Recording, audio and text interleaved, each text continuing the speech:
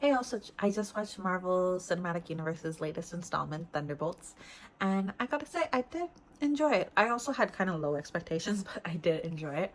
It has a nice blend of like humor and heart and action in there, which you don't get all the time. Sometimes they like put too much humor or too much action, and not enough heart, to be honest. But this one, I personally felt it. So, spoilers ahead. Obviously, at the heart of the movie, the one who has leads in heart is Yelena. And she's a character obviously we've seen before in Black Widow. She's the sister of Natasha Romanoff. Then you see her struggle with like losing her beloved sister, and she's going through like basically 5 stages of grief, where you see the anger that she has in like Hawkeye, that she wants to kill Jeremy Renner. And then you kind of see like the grief that she has in this movie, because like she's still not over it, which part of me was like, it feels like the same beat, but because it's the different emotion, as well as it's accurate to like you don't get over losing someone you love so much so fast. I appreciated that, because sometimes like in shows or movies, someone dies and they cry in that movie, and then um never again never again, which is just unrealistic, because if you've ever lost someone, you know how much it lingers in different ways. So you see her grapple with it, and like that void or like discomfort that she's dealing with is what helps her to connect to our villain, who's not really a villain, but he's also potentially a future hero. He's just someone who's struggling right now with his own demons, as well. Literally like the nightmares that he has that like haunts him. So it ends up being like a film not necessarily to defeat a bad guy, but to actually find yourself and find your the someone who will fight with you, and like the more friends you have, the easier it is to fight. So that ends up kind of becoming what Thunderbolt is about. It's like gaining a family or a friendship. Yelena's bond to Bob is like the strongest out of like the Thunderbolts, and it's quite nice. I do love it.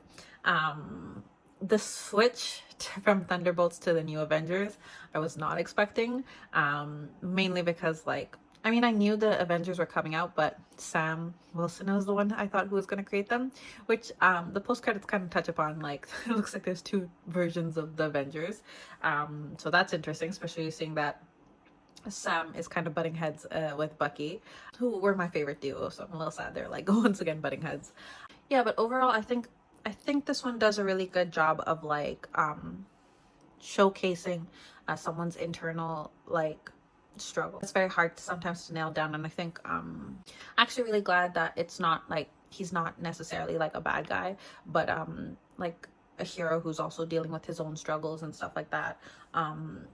Who's trying to find his way. So I kind of like that our villain he wasn't necessarily a villain. He's just someone who had a lot of power, but is struggling in his own right. So that's a more of an interesting take, and it was kind of nice to see that, rather than some guy who just wants to take over the world or get more power or more money or anything like that.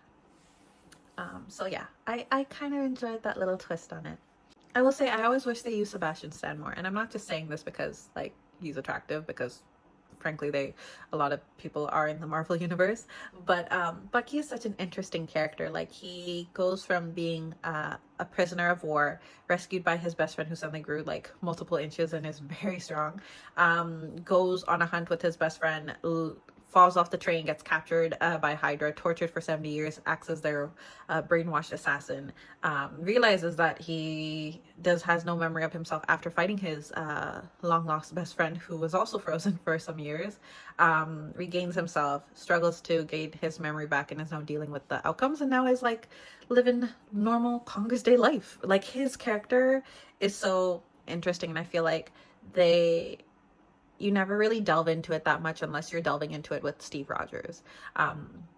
You only get to explore Bucky's character when you're exploring Steve's, because they are that tied together. But now that Steve is gone, I really am curious to like see more of like the emotional aspect of Bucky. Like, what is it like to go without your best friend? Because whatever said and done, like his arc before that was just a lot with his best friend. Like, it was Steve and him always together, but now Steve's has his life, and Bucky is trying to find his place in life. So I wish they explore that a little bit more. I hope we get to see more of Bucky actually like have a character arc, rather than being a side character to so many other people, because he's a foil definitely for Steve Rogers. He also acted as like a foil for Sam Wilson, and now he's kind of in this kind of like mentorship leader part for the Thunderbolts, and I just kind of want to see what Bucky does. That would be interesting to me. But like, I've always enjoyed the character Bucky from like the first episode, so, or like the first movie. So that's just me personally. I don't know what you think. But yeah, I did enjoy it. It's I think probably one of my more favorite like recent Marvel movies. But so go with low expectations, because I feel like you'll appreciate it. I don't know if you go with super high expectation if it's going to meet that, but definitely stay for the post credit scene. That is actually like important, and like has like a lot of interesting information in there for sure.